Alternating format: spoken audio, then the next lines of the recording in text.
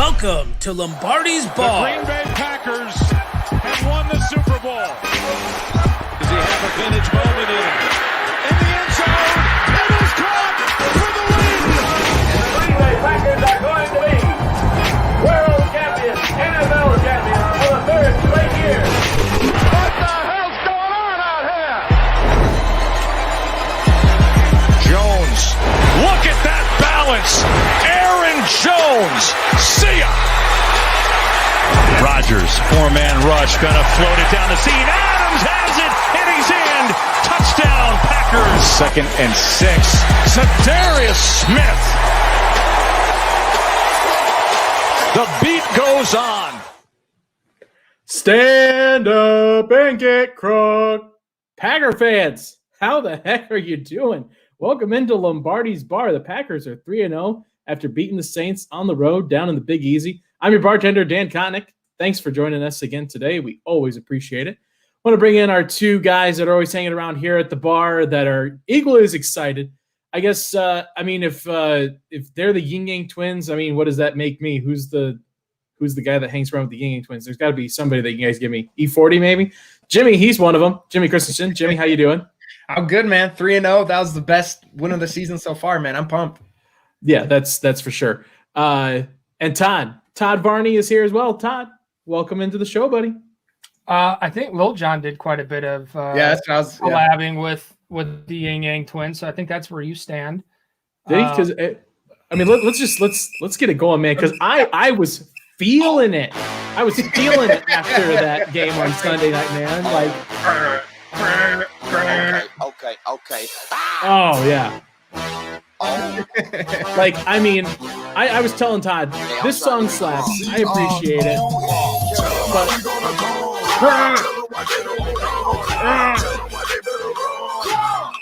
This is all the show is, by the way. Yeah, that's all we're doing. Just us watching Dan. All right, I think that's enough, right? That's enough.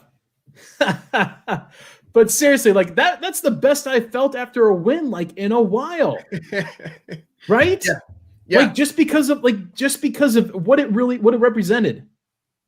I literally, that game I was so nervous for, but when Zadarius forced that fumble, first time this season, where I just stood up out of the couch, I yelled the profanity, and I grabbed a beer right away to celebrate. I was so, the whole game, anytime anything would happen, my every reaction I had was an overreaction. I was just very animated that game. It was such a good one. I was definitely feeling it too, and then woke up to the news that football's going to be canceled thanks to Tennessee Titans. It's over. No one likes a good run. It was a good run. We kicked off the show with the Yin Yang Twins, and then you're going to come out here and I'm just literally crap on everything? Absolutely. It's what I do. What an ass. Well, let's get to our drink special this week then, because it'll fit in perfectly with Todd and crying and being sad about things. Today's drink special, after the Packers beat the New Orleans Saints 37-30, it's the Voodoo Boohoo is our drink this week. It's 1 part Goldschlager, 2 parts champagne, okay, and bitters. Literally all the bitters, because Saints fans are the most bitter, salty fans I've ever encountered.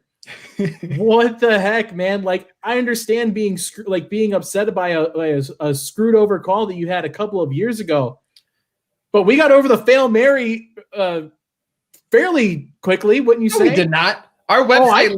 When did that happen? I didn't sign off on that. Game On literally put out a tweet that said any mention of it, you're going to get muted.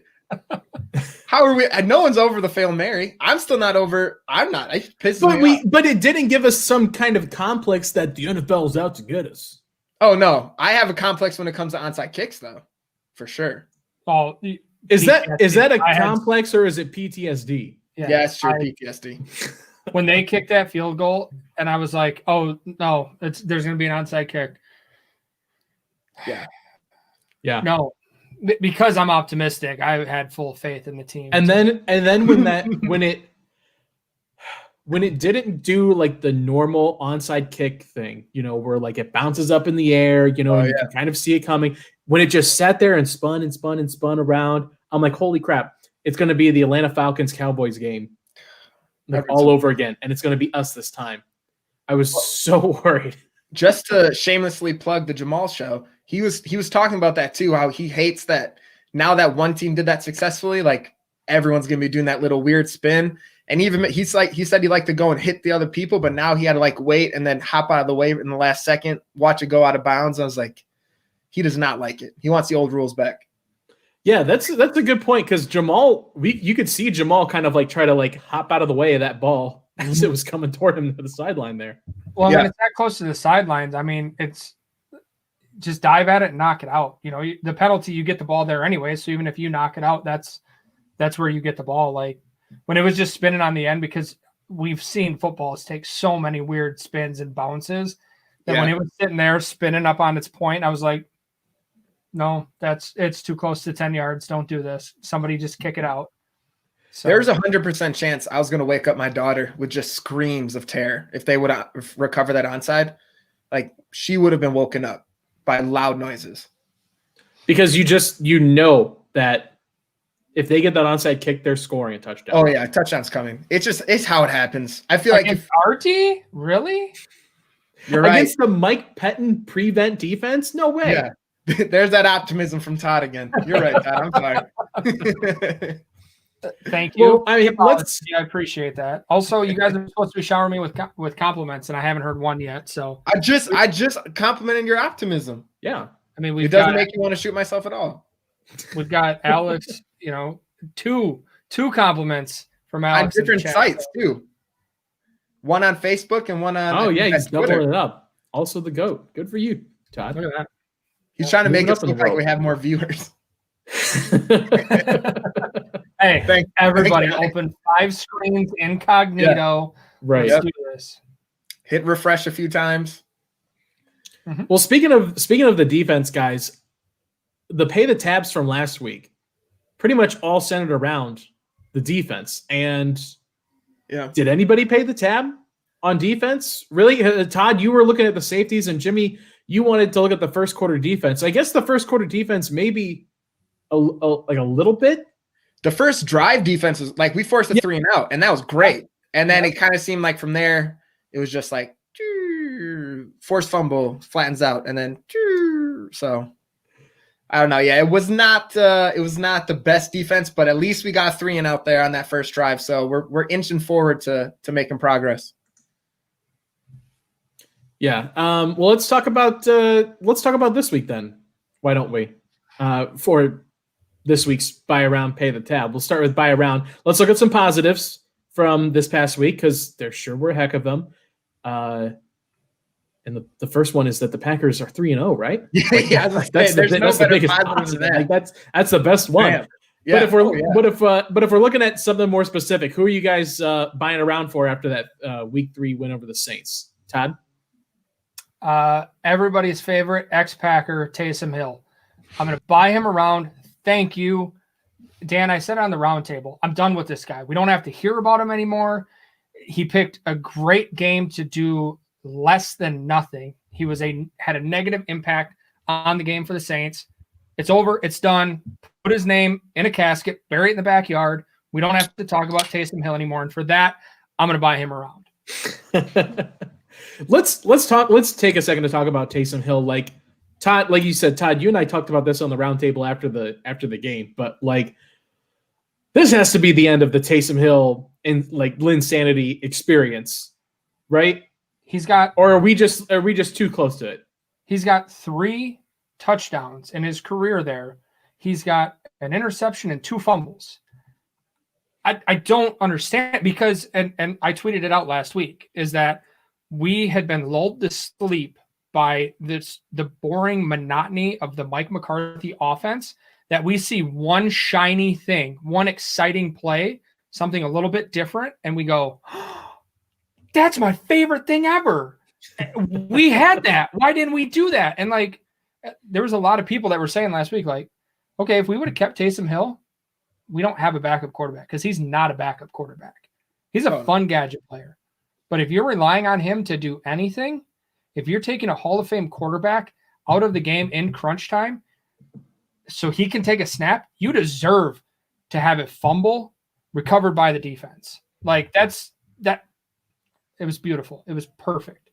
And to jump in, you know what, Jimmy, since I'm going to go off for a second, following on what Jacob was saying on Sunday, is that we've been so infatuated with who we don't have, who's not on our team, who we didn't draft. We've got a great team. I mean, we're not a Bears 3-0, which I think that now with Foles, I mean, they might actually be a competent team there now. But I'd like to think that. Optimism. Yeah, I'm always the optimist. But we're a really good 3-0 team.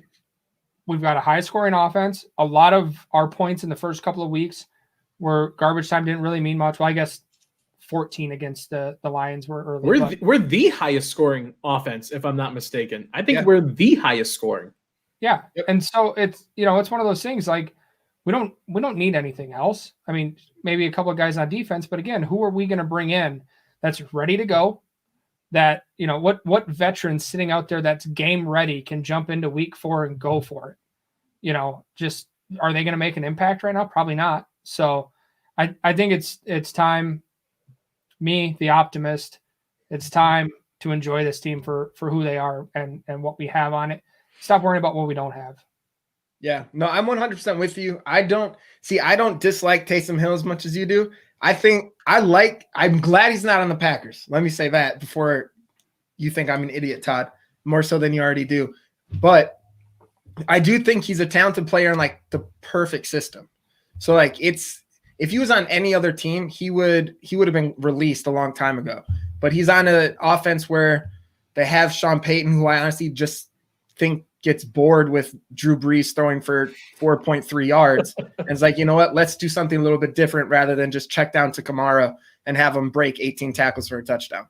So I think he's just in a perfect system to make splash plays. But overall, like, there's a reason they signed Jameis Winston. Like, no matter how much they say, like, oh, he's going to be the quarterback later on, everyone knows damn well he's not going to be. Like, he's not he's a football player. He can do a lot of different things, but he's a gadget. He's not going to be like a key to the machine.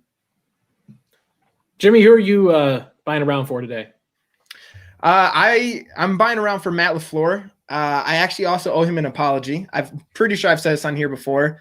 I was not happy when we signed him as the head coach. I was like, come on, man. He's never been a head coach before. He's only been an offensive coordinator for 2 years at 2 different teams.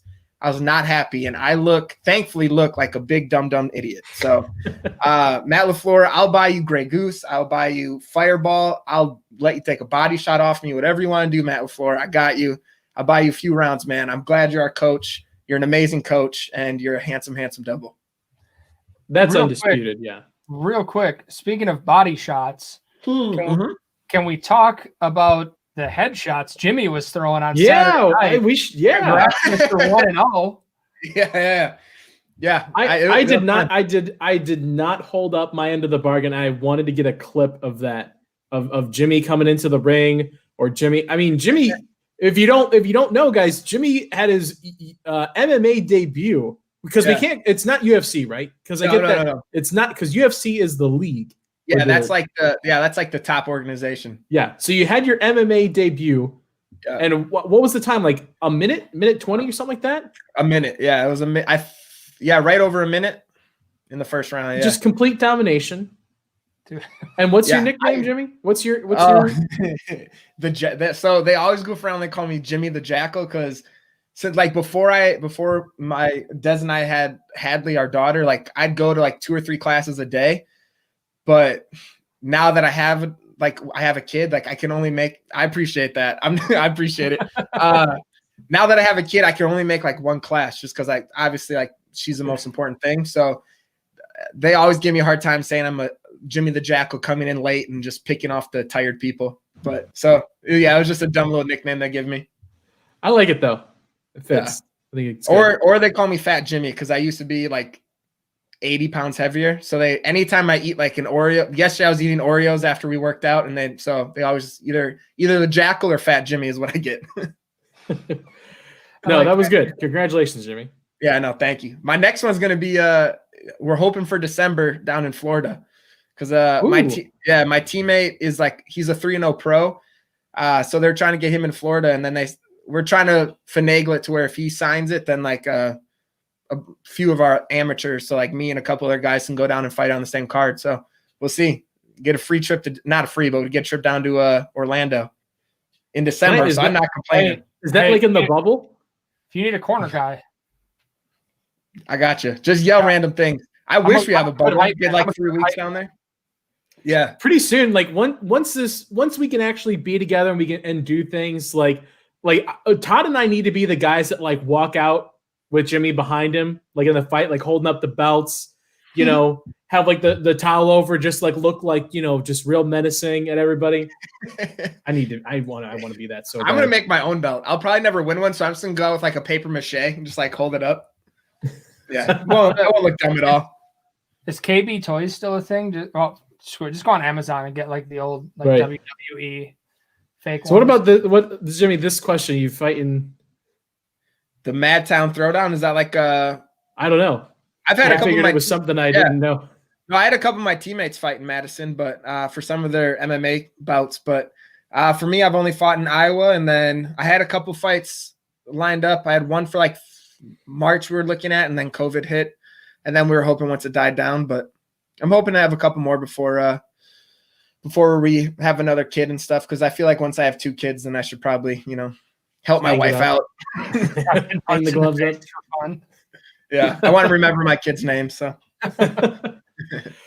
but you know, just kind of going off what you were saying, Jimmy. Yeah, big props to Matt LaFleur, and you know, we were saying this a lot in some of the post game stuff. Is like this is exactly what the Matt LaFleur offense looks like when it's working at full power.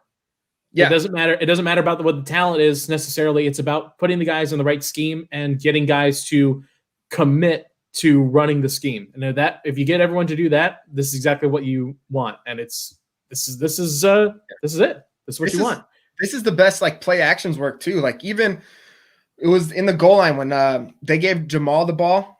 I think it was right before Tanyan scored, and I got super pumped because like, oh, Jamal's touchdown, and then he got stopped, and then they did that play action to Tanyan. Like this is the best play actions ever worked for Rodgers. I think like. It's just everything's firing on all cylinders, and Matt LaFleur is like a little baby genius, man. Like, God bless his soul. Well, speaking of buy around, I'm definitely buying around for Big Bob. Big Bob Tanyan gets around from me today because just cemented himself. I mean, he's the number 1 tight end out of this whole group. Yeah, right. I think there was an article I saw earlier today that he literally leading like the pack of this random group of tight ends, like this dirty dozen tight end group, and he's taken over as the number 1 guy, the number 1 target over a guy like Mercedes Lewis. Like that's huge. And in the game that he had this week, that cemented himself as somebody that Aaron Rodgers is going to look for sure. Before we move on real quick, happy birthday to Big Bakhtiari. We'll get to our buy round for him. Yeah, buy round for him. That's for sure. Do you think I was trying to think like for the Raiders and the Packers, like, and even the Buccaneers had some success. I know OJ Howard scored a touchdown too, but it's kind of the blueprint to beat the Saints, huh? Just tight ends. Yeah. Waller was insane. Our 3 tight ends combined for 2 touchdowns, over 100 yards. Like that kind of seems like the blueprint. They're a talented team, but they're weak in that area. It was nice to see Sternberger make a couple of catches, and you know, we talked about that last week. Just start getting some of that confidence built up. You know, I mean, you go back to the Lions game with MVS and like that big catch that he had when he was out of bounds, but he got hit and held on to it after he had that scary collision. Like Jace getting out there, getting a couple of catches, like build that confidence up for him. You know, I think I haven't given up on him, so I think that's still a weapon that we're waiting on too. Yeah. Let's flip over to the negative, guys. There was some negative. Well, there was plenty negative this past week, but pay the tab. Who needs to pay the tab this week? I have a feeling that we're all going to kind of go the same way with this. But Jimmy, why don't you start us off? I'm stealing Todd's from last week. It's the safeties, man. Like, what is going on? So many missed tackles. Like Amos came in on that. I think it was that big play from Kamara, one of the 80 million checkdowns. Just he had a horrible angle, and then when he tried to fix it, he slipped, and then Kamara got out. Like our safeties are just not. They're one of our strong point last year. To Amos, a super solid veteran back there. Savage was like an up and comer, first round pick. Everyone's super pumped about, and I'm not writing him off by any means at all. Like it's his second year, he's healthy. It's the third. He's played 3 games, he'll be fine. But it's just, it has to step up. Raven Green, I know he's been injured in training camp too, but he's weirdly splitting a little bit more with Will Redmond than a lot of people thought. But Will Redmond was also a 3rd round pick at one point, so that might not be the worst thing. It's just interesting. It just, our safeties aren't really playing as a lot of people thought they would. So they definitely need to pay the tab. Yeah, and I think it might be kind of a snap count issue with Green as well. You know, without having a preseason, he was hurt. Kind of slowly work him back in rather than, you know, really just dump him in there. But, you know, like you said, last year, our safeties were our strong point or one of them. And, you know, this defense it's got a lot of playmakers that have been pretty quiet. You know, Preston hasn't done much. Our safeties haven't done much. It's going to be interesting if and when they start contributing. That's going to make a huge change on this defense, which, you know, needs more contribution from somebody. So it'd be great if they start, you know, pulling their weight. Yeah, absolutely. And I wouldn't have said it as eloquently, but Uncle Bob kind of summed it up perfectly. Will Redmond was not good. He was a downright liability this past week. I mean, I remember what I'm trying to remember the exact play. It might have. Oh, it was. The Alvin Kamara touchdown. It was the long, the super touchdown. long one. I saw him. I saw him fly in there. Had him in the backfield, and at first I read the number wrong. I thought it was Jair because that's the type of play that Jair usually makes, and I was like, "Wow, Jair missed that kind of tackle." And they replayed it, and I was like, "Oh." And then you saw Jair miss the tackle later on, and then you saw Jair miss the tackle later on down the line. Yeah, wrap up. I've turned into that old guy that just screams "wrap up" at my TV like 50 times a game. Jair's tackle though was worse to me than Will Redmond. Like Will Redmond tried. Even though he's playing safety right now, like he was drafted as a corner, going against one of the best running backs. Sometimes those missed tackles are going to happen, but then you have a guy coming and literally just throwing his shoulder and not even trying to wrap up. I'm like, what the hell was that going to do, man? Like Jair, you're way too talented for that crap. Yeah. But, all right, let's get that out of here. Let's forget this. Yeah, great win, Packers. Great win. I'm sorry. Right, yeah. Todd, who do you have paying the tab this week? Let's instead of focusing one spot on the defense, I'm just going to go with Mike Pettin. Him and the entire defense. We can't really beat this anymore. The defense, they haven't looked good. It's still the same old bend but don't break, and you know. It is what it is. And let's not forget, I mean, this is a really talented Saints offense. Granted, they didn't have Michael Thomas, you know, one of their big threats there, but it's still a talented offense. And you can't take anything against or away from Drew Brees. I mean, he's a first ballot Hall of Famer. So points are going to happen against them. Guess what? Points are going to happen against Atlanta. You know, that's just what it is. But there's just the fundamental things that aren't there, the tackling, miscommunications. You know, every once in a while you see a guy just get wide open and it just doesn't make any sense how he's there. Mike Pettin, they've invested a lot into this defense financially with the free agents they brought in, with the draft capital. How many first round picks are on that defense? So there's a lot to work with, and Pettin really needs to start doing something. And I think he's on the hot seat, to be honest. Yeah, I'm with you. And can we, for that comment Jason just put down there? Yeah. He is right, 100%. Kiki had a monster game. I don't, like I said, and I tweeted this out, I don't want to take credit, or we don't want to take credit for him having a great game, but it was at least 92% because of us. Or if we want to be clever, 96% because of us, because that's his number. But see what I did? Yeah. And also, we're not buying around for him because he walked out on his tab last week, so we just called that good. Yeah, it was crap. He snuck out of here before. He's like, oh no, I just got to run to the bathroom, and then Yeah. We just see him driving away, flipping us off. Sorry. I mean, in all seriousness, Kingsley Keke was, and this kind of goes into my pay the tab as the pass rush, has been almost non-existent for most of these 2 games, save for the fact of Kingsley Keke. Kingsley Keke came and he balled out on the road, and we talked with him about it a little bit, coming off of that week 2 game where that was the first time that he saw a majority of snaps. And how does he kind of fit into that role? How does he step up and be the guy to take over for Kenny Clark? He's a different type of player than Kenny Clark, but he brought something to that team that they desperately needed. And he was really the only one that got that really got any major pressure, I feel like. Yeah. And the thing is, and I don't want to harp on this guy too much because I still think he's valuable to the defense. And we've said this last week too, he's not playing bad. He's just not playing to the level that we think we're used to from last season. But Preston Smith is Kingsley Keke has more sacks than him just from last week. Preston only has a half a sack. Tyler Lancaster has more tackle for losses than him. It's just, you expect more out of Preston Smith. And week 1, he didn't have a single pressure, he didn't have a sack, tackle, anything. It's just, for a leader on that defense, you just would hope for a little bit more, but it also is only week 3. They don't have the crowds yet, and that I think it's a league-wide thing that defenses feed off the crowd. They get hyped by that crowd. When you get a sack and everyone's going nuts, you just want to Marshawn Lynch someone, run through their face, and I don't know.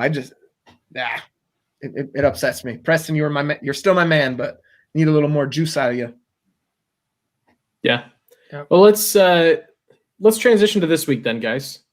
It's week 4. Packers are back at home. Monday Night Football against the Falcons. What matchup are we most looking forward to? And we all can't say the wide receivers against the secondary. We all can't pick that.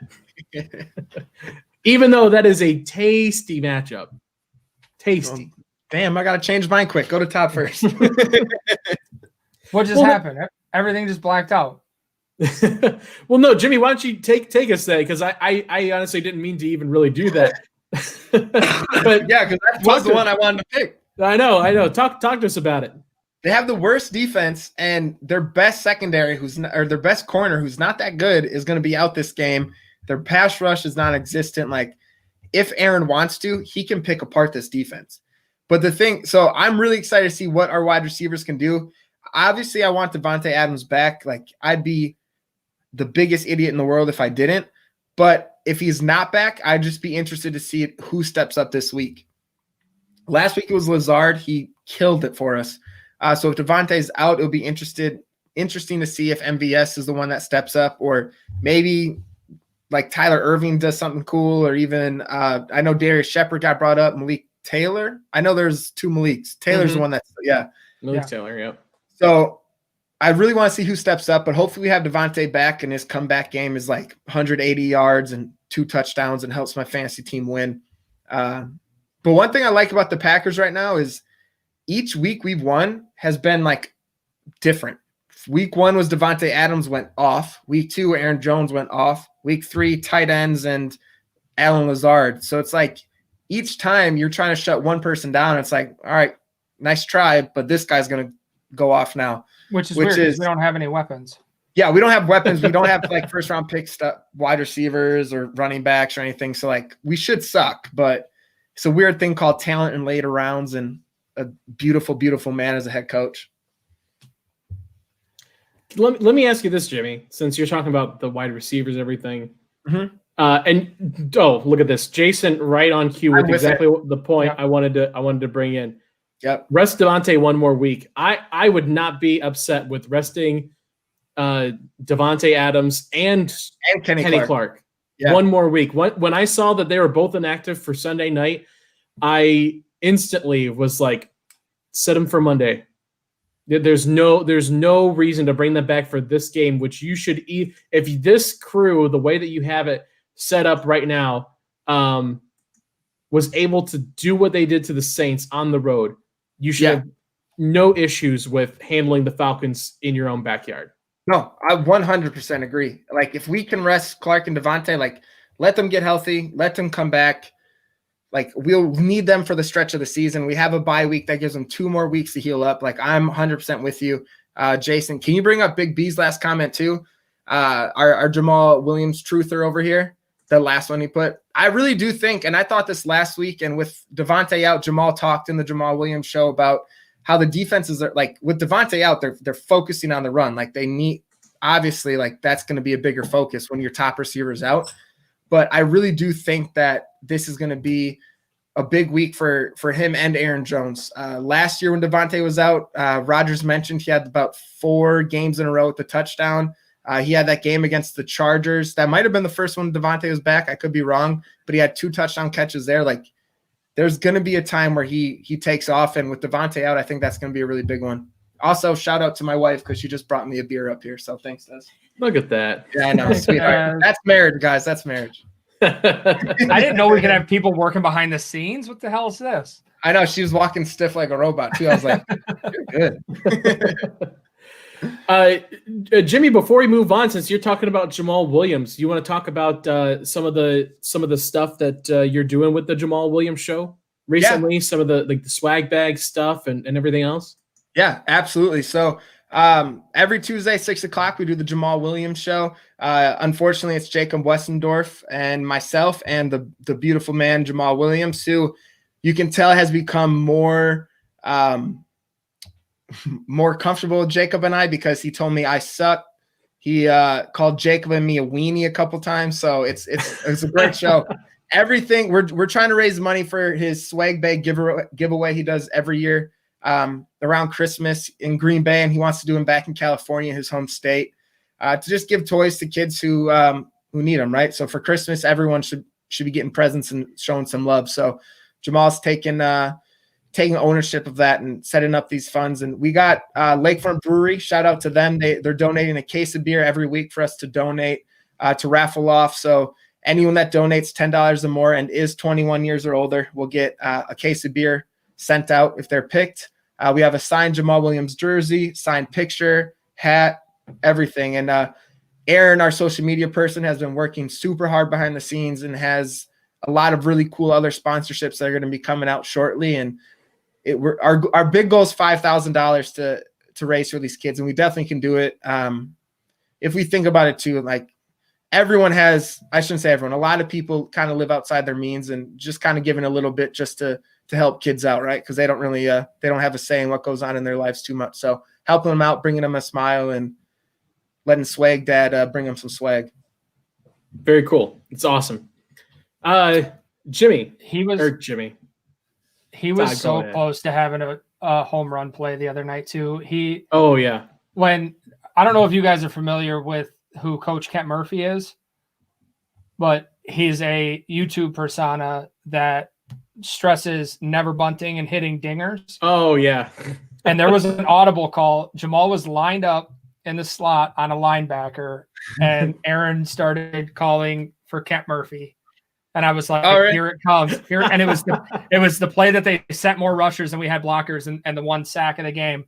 They got to Aaron right away. But it looked like Jamal was running something deep, and he had I assume if you're calling something Kent Murphy, it's a home run. So that had to be what that call was. As soon as I heard, I was like, here it goes. Here it is. And then a sack. But that was kind of a bummer. But other than that, I think Jamal be ready to go. I mean, they keep talking about, Aaron, Matt, everybody keeps talking about how important Jamal is to this offense and how crucial he is to its success. And like at some point, he's not filling up the stat sheet. He's getting, when he's touching the ball, he's making an impact usually. It's just a matter of time before he has that game that pops, and it's going to be fun. Big B will probably have a heart attack at, the age of 18 or 19, whatever he is, poor guy. But well, Todd, why don't you talk to us about what you're excited for? Give us your matchup, why don't you, since you're on this little train of thought here. Oh, it was a train of thought. Shit.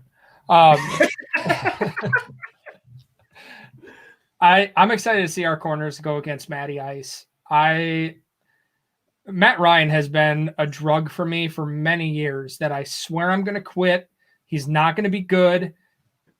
And then fantasy drafts come around. I start looking. I'm like, man, he's got good receivers. They've got run game. He's going to throw the ball all over the place. And then I end up getting my heart broke by Matty Ice. So I need our cornerbacks to just go in there, pick him off like 3 or 4 times. I'm going to put him in the same casket as Taysom Hill and just never have to talk about him again. I can't. I need to see them go off against Matty Ice. And the other reason I need to see them do that is because Dan Quinn, speaking of dead bodies, his career has been on life support more times than I can think of for anybody. And yet the team somehow every week, every single time, like the last 4 seasons, he's going to get fired. Dan Quinn doesn't have a job tomorrow. And then he still has a job. And that team rallies around and they go on a streak and win a bunch of games. And they're like, oh, okay, never mind. I guess Dan Quinn's a good coach. I was surprised waking up on Monday that Dan Quinn had a job. It still blows my mind that he's employed down there. This team, they're going to come ready to play. I mean, they're the Falcons. This is what they do. You know, they play dead, and then Dan Quinn almost loses his job, and then they get hot. So it's going to be. I want to see Devontae and Kenny rest, especially with the bye week next week. Get them maximum rest to gear up for the rest of the season. Having an early bye, I don't like that, but it's coming at a time. Let's use that to our advantage here. But I just that Atlanta team, they're going to come to town ready to play. Let me ask you guys this question, a hypothetical question. And I don't mean I'm going to knock on wood here a little bit because I hate to put this out in the universe. Oh, God. But let's say the Packers go out here and they drop a 50 burger on the Falcons. Do the Falcons leave Dan Quinn in Green Bay? Like, is this the body bag game? Is this the body bag game for Dan Quinn if they come out and get absolutely shellacked on Monday Night Football? When is the I don't know why you'd know this, but when is the Falcons bye week? That's a great question. I think a bye week is a good time to fire a coach. Like, because then you get an extra week to work with a new guy, and I think if they.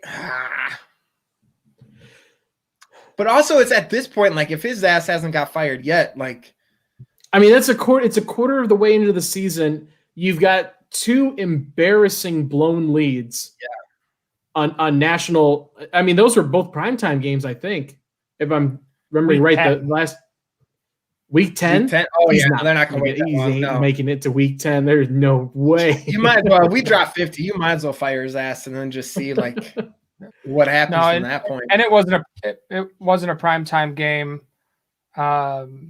last week against Dallas. It was the game of the week. But yeah, I don't like it. I don't like Dan. I don't. Speaking of it, like Joey the Jaguars, if we could be our new defensive coordinator, or he could at least be the janitor. I'm sure they're probably looking for part-time help around Lambeau Field right now, right? Well, we know he can pass a COVID test, so that helps. He can start right away. All right, guys. He was a good defensive coordinator. Wasn't he for Seattle for a little bit when they were the Legion of Boom or whatever? Was he there? I don't know. I don't think so. Joey the Jaguar, help me out. Also, Big B, I saw you corrected me. Jamal did not score 2 touchdowns against the Chargers. It was against the Chiefs. So thanks, Big B, for correcting me. If anyone knew. I'm not upset about it at all, Big B. Just kidding. Love you. Well, I thought with a Monday night game, like that gives them an extra day. That's a good time to fire a coach. You've got a Sunday game. Well, actually, it gives them less of it. Gives them one less day. For a Monday. They play next Monday. That's rather than Sunday. That'd be an extra day of. No, Todd. What I'm saying is they're playing this coming Monday, and if they fire him from last week. If they fire him, I'm after this still Monday, shocked that he has a job now. I'm talking. They would have fired him last week. It's a great recover, Todd. Okay, Todd, it's an A+ recover. Yeah. Look at this. Joey the Jaguar just needs to get put on the payroll here, helping us out there. And PJ Hunter got him before it, though. Sorry, Joey. I had to be honest. We have a payroll? PJ got him. Oh, that's right. PJ was up here, yes, saying that he was. But Joey came in here with the the bona fides. He came out with the receipts. Also, Big B, don't be mad. I do love you. I flip everyone off. That's Jimmy's love language. Yeah, I did flip Dan and Todd off right before the show, actually, too. So you're part of the team. Always does. The matchup I'm looking most forward to, I guess fittingly enough, since we're talking about defensive coordinators, is Mike Patton versus adjustments, because he's really had a lot of trouble with that. I feel like, granted, it has to be said, he did do at least something there in the third quarter. It felt like the third quarter, a little bit of the first part of the fourth quarter, where the running game didn't go as easy. Then that has to be something that has to be said for Patton and his adjustments. But like, also, just what the hell are you doing on that last drive where they get the field goal? Yeah. Like that can't, like, you have to make the adjustment. I don't understand that sort of defense. Like, if they've got a minute left and no timeouts left, letting them get 15 yards every 10 seconds isn't that great of a game plan. And just it seems like it takes too long to make the adjustment. And I don't know if that's me not quite understanding fully how complicated it is to do defensive adjustments, but geez, it sure as heck seems like a lot of other defensive coordinators are able to do that easier than what Mike Patton is. Yeah, no, absolutely. And I don't know. Every time someone caught the ball, like even close to the line of scrimmage, because that's where Drew Brees throws it, every time I was like, they're going to break at least 3 tackles. It's going to be a big game. Like, it's not even that.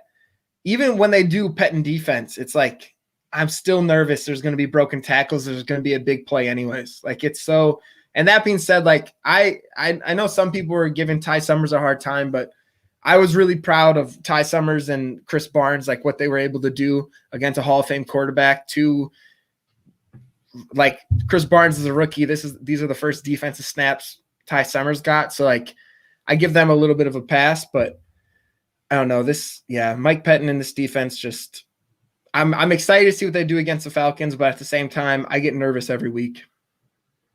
Yeah. And speaking of linebackers, now that it's past week 3, Kamal Martin has a chance to he's eligible to come back off of the IR now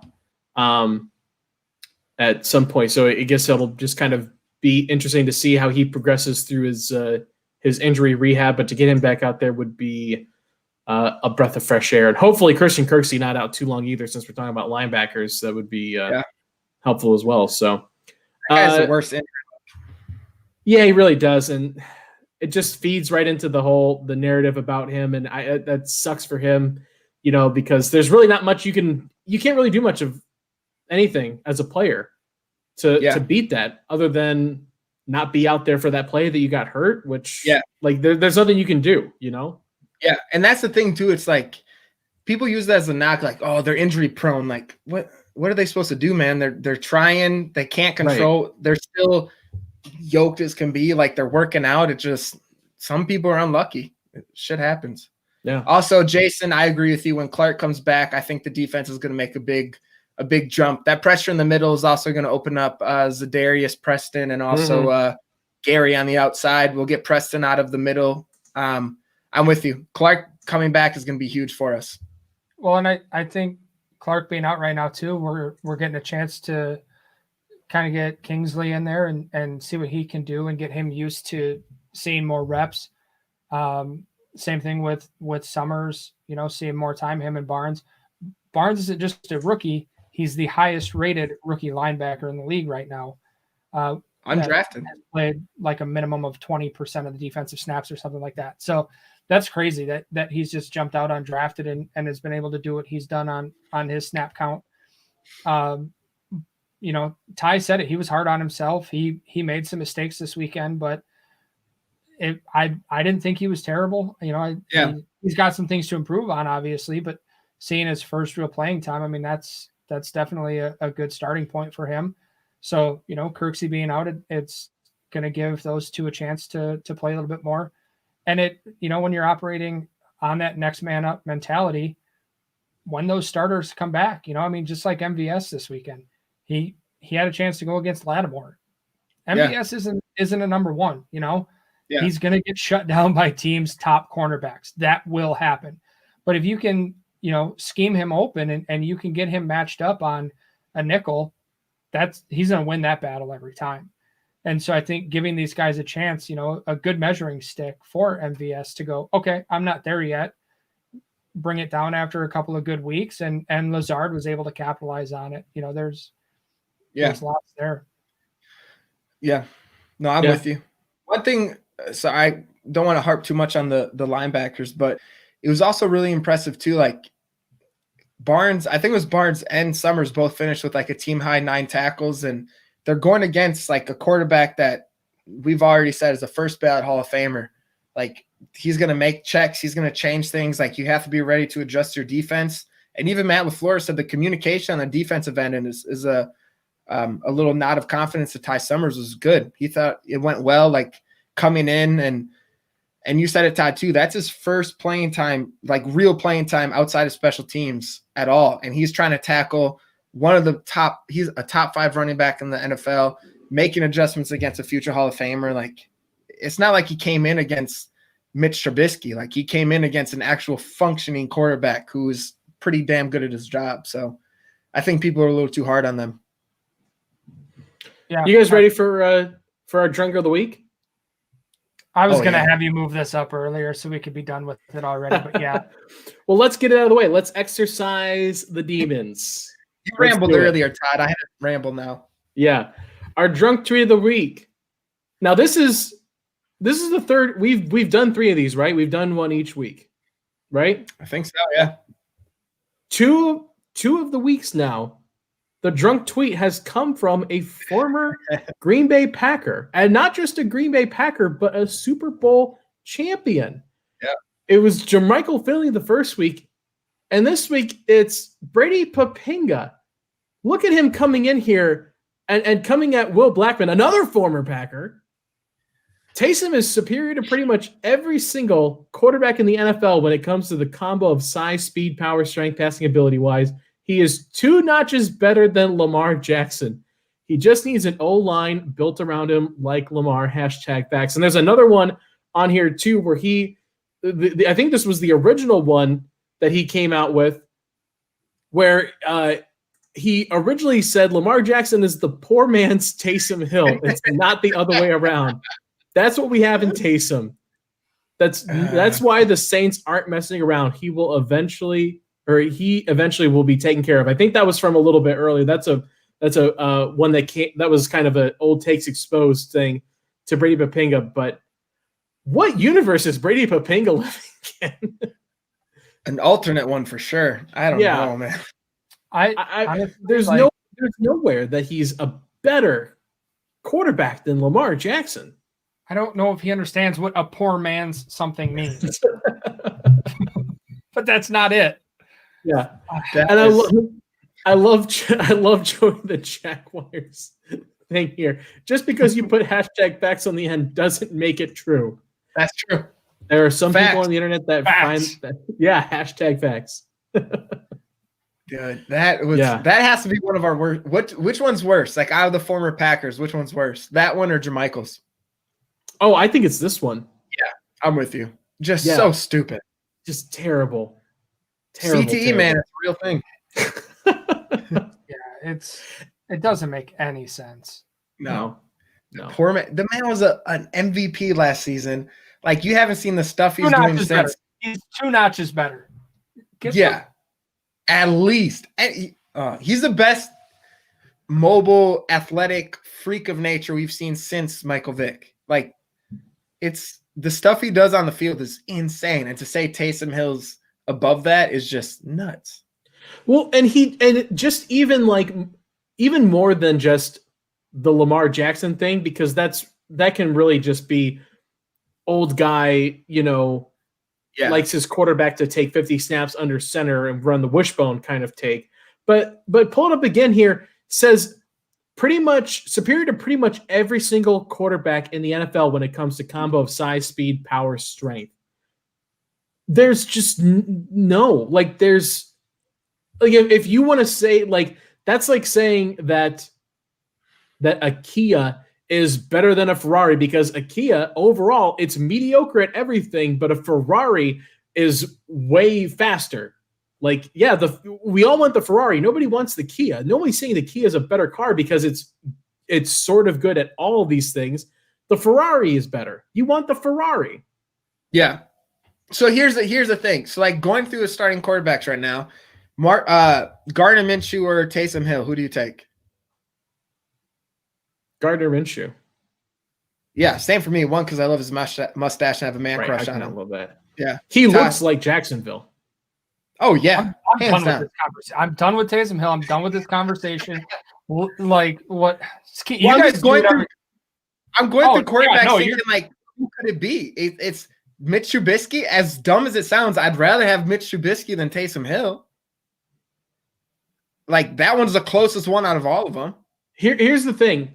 For me, Taysom Hill, if you're going to look at build and mobility-wise, because apparently that's the thing he thinks is so much better than all these other quarterbacks, he sort of reminds me of like Joe Burrow. Like if Joe Burrow puts on a little weight, he sort of has that same mobility as Joe Burrow. Joe Burrow's a better passer. Joe Burrow's a better quarterback overall. He's doing way more with less. So already, 1 out of 32, I've already disproven your entire statement with Joe Burrow. So, Brady, I loved you when you were here. Yeah.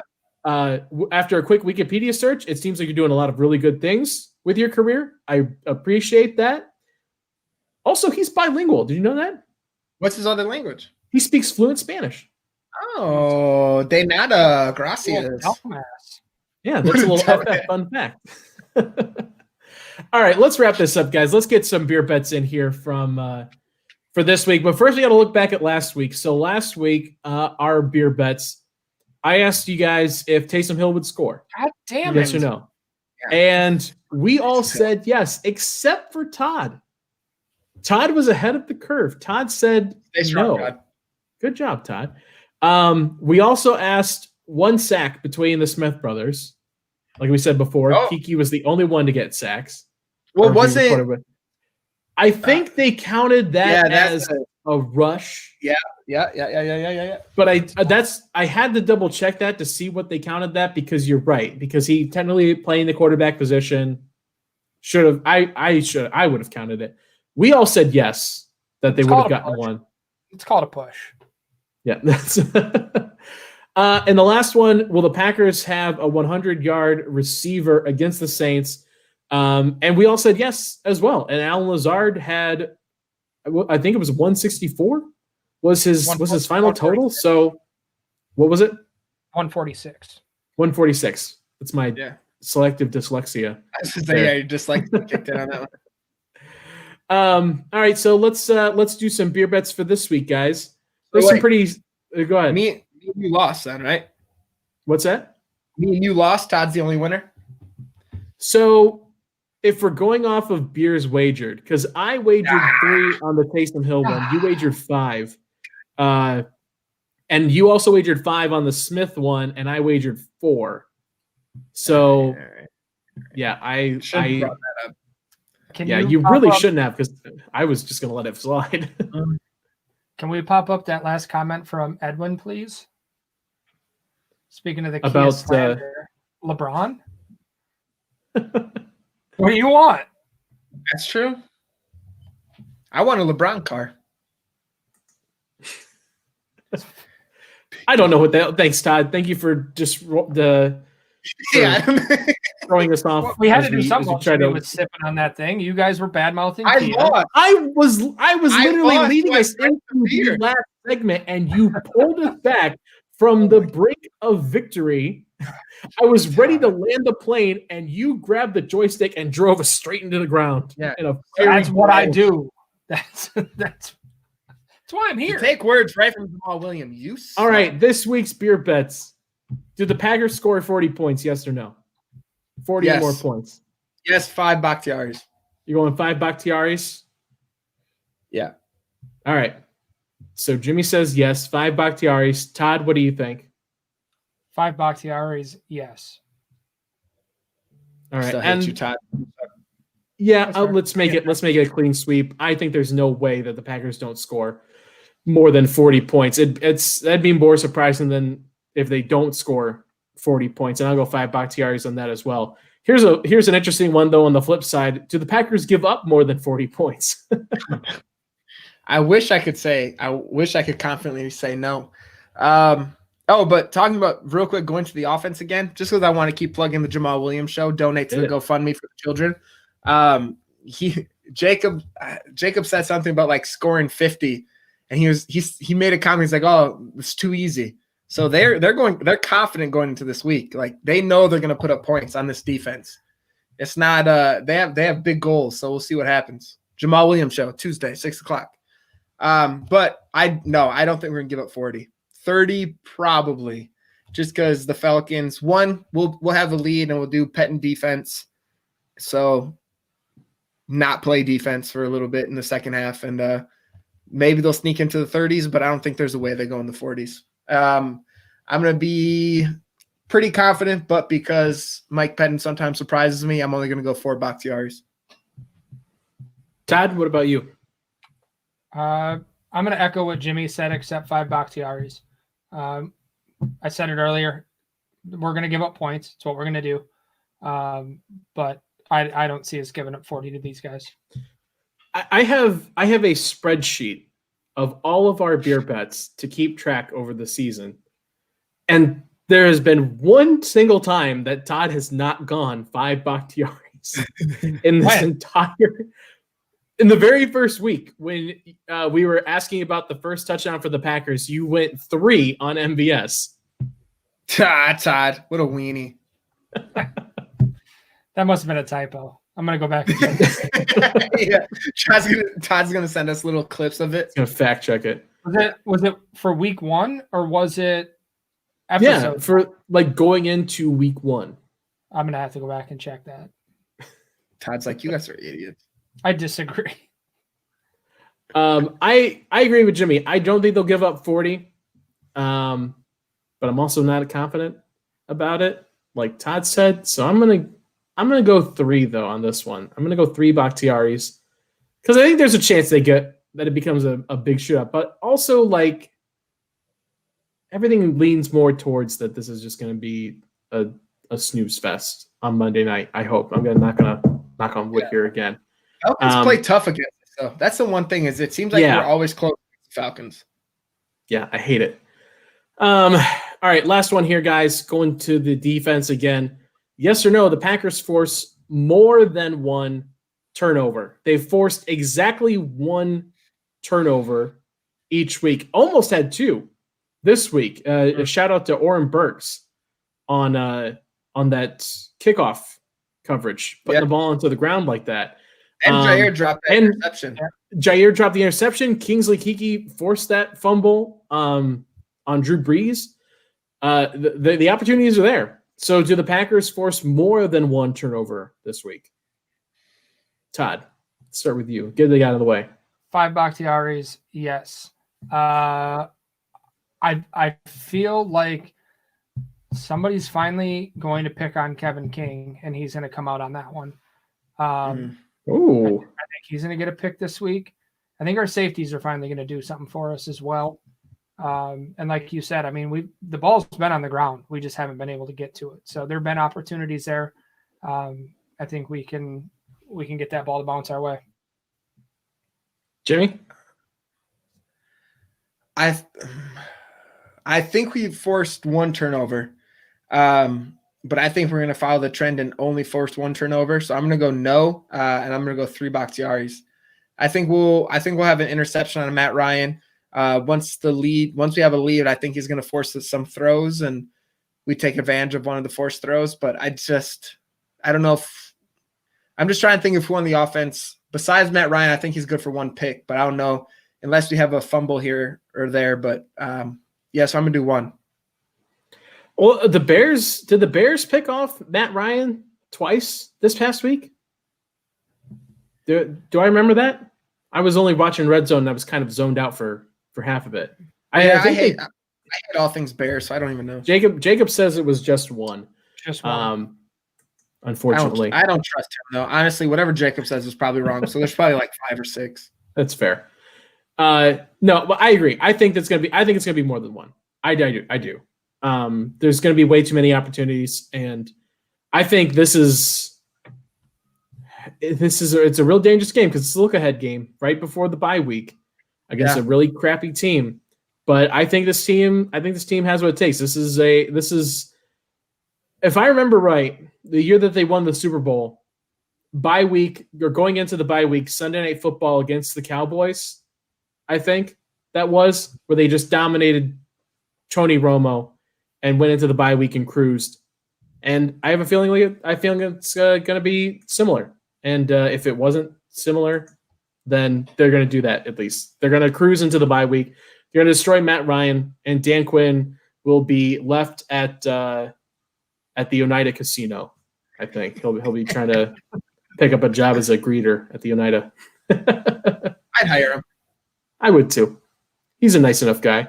Sure. Let's wrap it up here, guys. Any final thoughts and anything you guys want to promote out to the people before we close up the bar? For me, final thought is just I'm very confident in this game, but I'm also very nervous just because the Falcons should really be 2-1 right now. They were toe-to-toe with the Cowboys, who just went toe-to-toe with the Seahawks, who are a very good football team. So, like, the Falcons have transitive talent. Property, that means bingo, bango. No, and, like, the Bears, I don't know what it is, man, but that comeback week 1, that comeback this past week, I don't know. It's a talented team. Like, Matt Ryan's a great quarterback. I know Julio's been injured, but Calvin Ridley's been playing like a stud. So they're a talented team. So I hope the Packers, and I know they're not going to, but overlook it. I am cautiously optimistic for this game Sunday. But besides that, for those final thoughts that really aren't much rather than rambling, Jamal Williams show every Tuesday, 6:00. Check it out on Game On Wisconsin. All the proceeds go to the J Swag Daddy Foundation for his swag bag giveaway for Christmas. We're trying to help out the kids, so please, please, please donate. Also, shout out to Lakefront Brewery for the sponsorship of the show. You guys are delicious. I'm going to drink your beer all the time. Thank you for my failed liver. You can find all my stuff on Twitter, so just follow me there and you'll get all my stuff. Todd, what about you? You were right, 45-7 against the Cowboys going in the bye back in 2010. So that'd be a great way to go into the bye this week. You can find me on Twitter at the Todd V. I have an article coming out on every Friday morning, matchups of the week. And then, of course, here with you guys, my two best friends. Oh, we're not friends. that I podcast with. I will echo your guys' sentiments as well. Cautiously optimistic is where I live my life. It feels like, especially when it comes to the Green Bay Packers. Feeling good about it, but still I've seen way too many times that this game always seems to be a blowout one way or the other. And you could be on the right side or the wrong side of it either time. So tread lightly coming into this week. Don't be looking ahead. And then as for content, I'll have a Pack-A-Day podcast episode coming out immediately following the Monday night game against the Falcons. So a post-game recap on Tuesday. So make sure you check that out there. And then every Sunday, I have my super scientific accredited NFL picks on Game On Wisconsin.